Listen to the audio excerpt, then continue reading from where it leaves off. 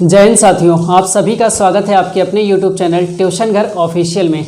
आज हम लोग कंजक्शन के तीसरे नंबर के पार्ट को कवर करेंगे। इससे पहले हम लोगों ने 2 पार्ट में काफ़ी कुछ कवर किया है। आज तीसरा पार्ट जो टोटली डेडिकेटेड रहेगा वो रहेगा इन्वर्जन ऑफ वर्ब के पीछे। ठीक है, ये नियम आपके लिए काफ़ी इंपॉर्टेंट होने जा रहा है। पूरे कंजक्शन में अगर कहा जाए तो आत्मा बसती है, तो ये वही टॉपिक है। इस टॉपिक को आपको अच्छे से समझना है। इस कंप्लीट वीडियो में, मतलब इस वाली वीडियो में केवल और केवल हम लोग इन्वर्जन ऑफ वर्ब के नियम, क्वेश्चंस, प्रॉब्लम, सारी चीज़ों को सॉल्व करेंगे।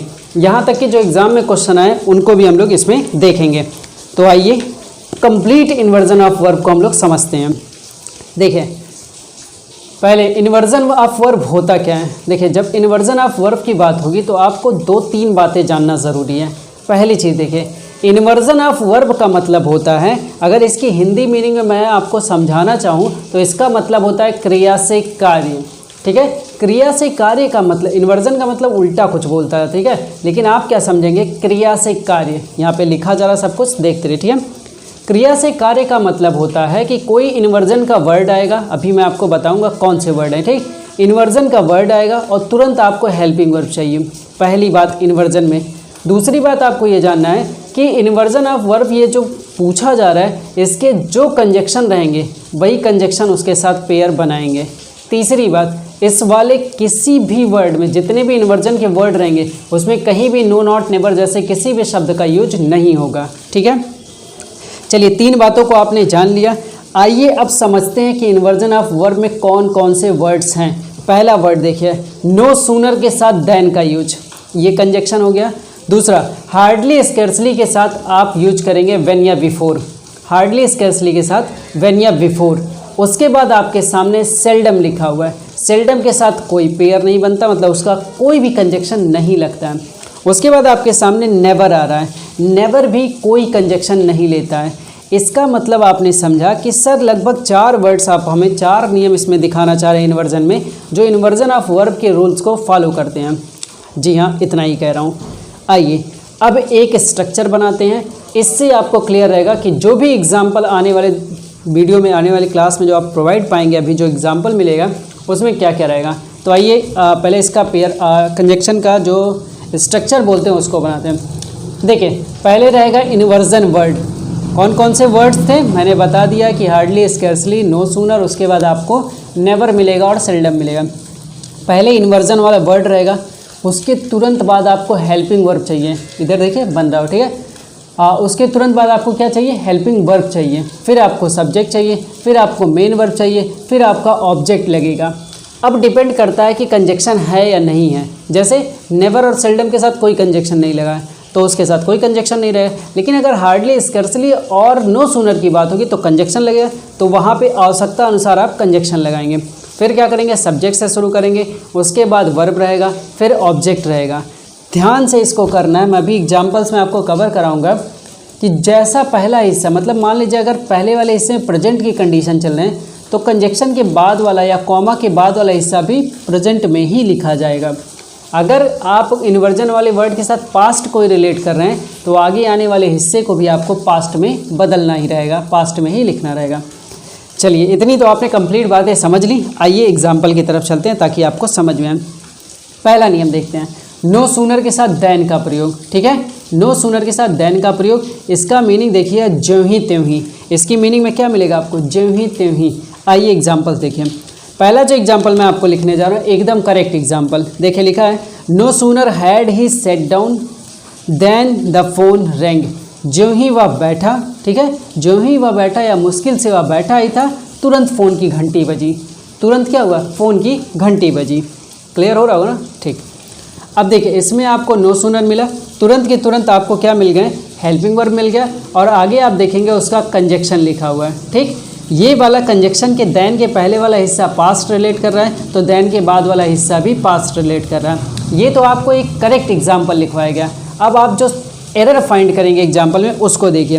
पहला देखिएगा, no sooner had I reached station when train started off. दूसरा example, no sooner he arrives then he begins. तीसरा example, no sooner will he arrive before he will want to leave. 3 example आपने लिखा। अब sir इन 3 एग्जाम्पलों में क्या क्या गलती है, ध्यान से देखिएगा। इन तीनों एग्जाम्पल में मैं आपको पूरा कन्फ्यूज़न आपका दूर करा दूंगा। पहली जो गलती है, जो आपने एग्जाम्पल लिखा, उसमें आप कहेंगे सर इसमें कंजक्शन की गलती है। बिल्कुल सही, कंजक्शन की गलती है, क्योंकि नो सूनर के साथ क्या होता है, देन लगता है, ना ही व्हेन लगेगा। ठीक है, और देन में भी आपको विशेष ध्यान रखना है, THAN वाला देन लगेगा। ठीक है, आगे दूसरा एग्जाम्पल देखिए, लिखा है no sooner he arrives then he begins. आप कहेंगे सर इसमें तो कंजक्शन भी ठीक लिखा है, इसका मतलब इसमें ये तो सही होगा। फिर आप ध्यान दीजिए, ये सही नहीं लिखा हुआ है। नो सूनर के तुरंत बाद क्या आना चाहिए, आप स्ट्रक्चर पे जाइए, इन्वर्जन वर्ड रहेगा, तुरंत आपको हेल्पिंग वर्ब चाहिए। तो यहाँ जो नो सूनर लिखा है, आगे जो वर्ब लिखा है अराइव्स, उससे आप गेस कर पाएंगे कि सर ये अराइव्स लिखा है, इसका मतलब ये प्रेजेंट इंडेफिनिट की बात कर रहा है। ठीक है, तो प्रेजेंट इंडेफिनिट की बात कर रहा है, तो ही अराइव्स, इसका मतलब इसका जो हेल्पिंग वर्ब हमें डिसाइड करना है वो डज लिखना है। लाइन क्या सही बनेगी, no sooner does he arrive, no sooner does he arrive then he begins. उम्मीद करता हूँ आपको समझ में आ रहा होगा। इसका जो तीसरा एग्जाम्पल था उसको देख लीजिए क्वेश्चन का, no sooner will he arrive before he will want to leave. अब आप कहेंगे सर यहाँ नो सूनर लिखा है, एकदम सही है, यहाँ पे विल लिखा है, हेल्पिंग वर्ब आ गया, सही है, लेकिन ये जो बिफोर आप लगा रहे हैं ये बिफोर नहीं सही है। वहाँ पे क्या लिखा होना चाहिए, वहाँ पे लिखा होना चाहिए THAN देन। ठीक है, चलिए दूसरा नियम देखिएगा।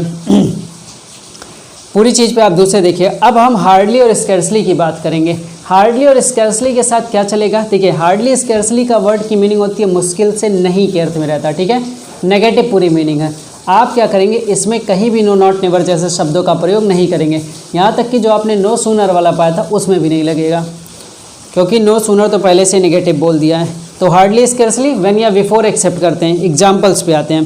पहला एग्जाम्पल देखिएगा, लिखा है हार्डली हैड ही गॉन। पहले मैं एग्जाम्पल लिख देता हूँ, फिर आपको एरर बताता हूँ उसमें। ठीक है, देखिए लिखा है hardly had he gone out of the office that the telephone bell ring. पहला जो एरर की गलती आपको बतानी है। दूसरी गलती, scarcely had we arrived then he asked us to leave. दूसरा एग्जाम्पल। तीसरा example, scarcely he had watched movie before his father came. तीसरा हो गया। चौथा example, hardly had he not gone out of market when the telephone bell ring. अब देखिएगा, will wrong. ठीक है, विल रैंग। अब आप क्या करेंगे, आपके पास चारों एग्जाम्पल मैंने लिख दिया। अब एक एक करके एरर फाइंड करते हैं। पहला एरर देखिए, पहले वाले में आप कहेंगे सर कि हार्डली के साथ यहाँ हेल्पिंग वर्ब आपने हैड लगा दिया, बहुत अच्छा है, एकदम सही है। आगे वर्ब की सब्जेक्ट के साथ वर्ब की थर्ड फॉर्म लिखा, ये तो पूरा एकदम सही लिखा है। लेकिन आपने जो सर कंजक्शन लगा दिया ना दैट, वो नहीं लगेगा, क्योंकि हार्डली स्कैर्सली के साथ व्हेन या बिफोर लगता है। तो यहाँ दैट की जगह पे आप व्हेन या बिफोर लगा दीजिए, एकदम सही हो जाएगा। You are right. ठीक, दूसरे एग्जाम्पल पे चलते हैं। लिखा है scarcely had we arrived then he asked us to leave. अब आप कहेंगे सर अभी आपने बोला है कि देखिए कंजक्शन जो हार्डली स्कैर्सली के साथ लगेगा वो व्हेन या बिफोर लगेगा, तो देन कहाँ से आपने लगा दिया। सर देन गलत है, बिल्कुल बिल्कुल बिल्कुल, देन गलत है। वहाँ क्या होना चाहिए, व्हेन या बिफोर। आ गया आपको समझ में, क्यों आ गया ना, आ ही गया समझ में। तीसरा देख लीजिए, लिखा है scarcely he had watched movie before his father came. Sir sir sir मैंने आपसे कहा है, अभी मैंने पढ़ा है, आपने बताया है कि हार्डली स्कैर्सली रहेगा तो उसके साथ क्या लगेगा, व्हेन या बिफोर लगेगा। एक बात और आपने बताया था, क्या बताया था कि हार्डली स्कैर्सली रहेगा तो उसके तुरंत हेल्पिंग वर्ब चाहिए।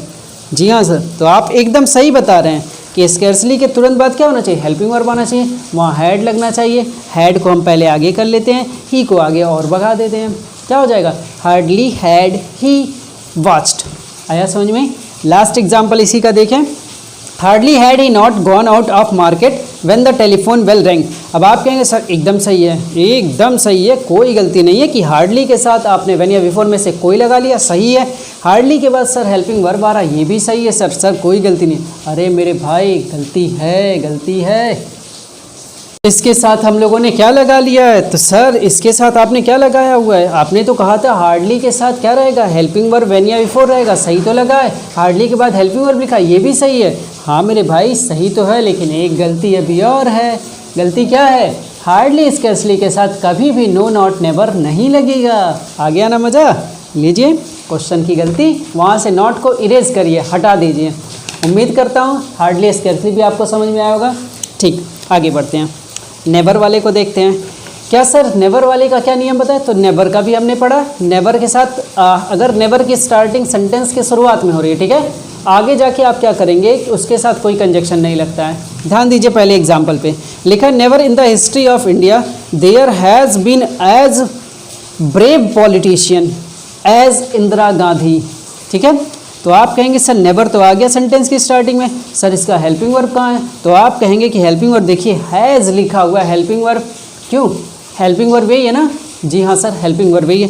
तो ऐसा क्या किया जाए कि नेवर से कनेक्ट हो जाए? तो कुछ नहीं करना है, वहाँ देखिए देयर लिखा है, देयर को थोड़ा और आगे ट्रांसफ़र कर दीजिए, हैज़ को पीछे ले आइए, लाइन क्या हो गई?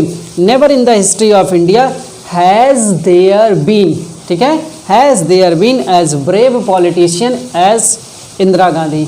आया समझ में? ये एक क्वेश्चन आपके पेपर में पूछा गया था, इसलिए इसको बताया गया। आखिरी नियम पे हम लोग पहुंच गए, सेल्डम वाले। ठीक है, देखिए सेल्डम का एक नियम मैं आपको यहाँ पे बताऊंगा, ये काफ़ी इंपॉर्टेंट, इसको थोड़ा सीरियस मूड में अटेंड करिएगा कि सेल्डम इफ़ एवर होता है, सेल्डम आर नेवर होता है। अब आपके सामने एक कन्फ्यूज़न ये रहता है कि इसमें इफ़ वाला इफ़ में गलती होती है या फिर ओ आर वाले आर में गलती होती है। तो प्रॉब्लम जो करके देता है ये इफ़ और आर की गलती का प्रॉब्लम रहता है, याद रखिए इस बात को।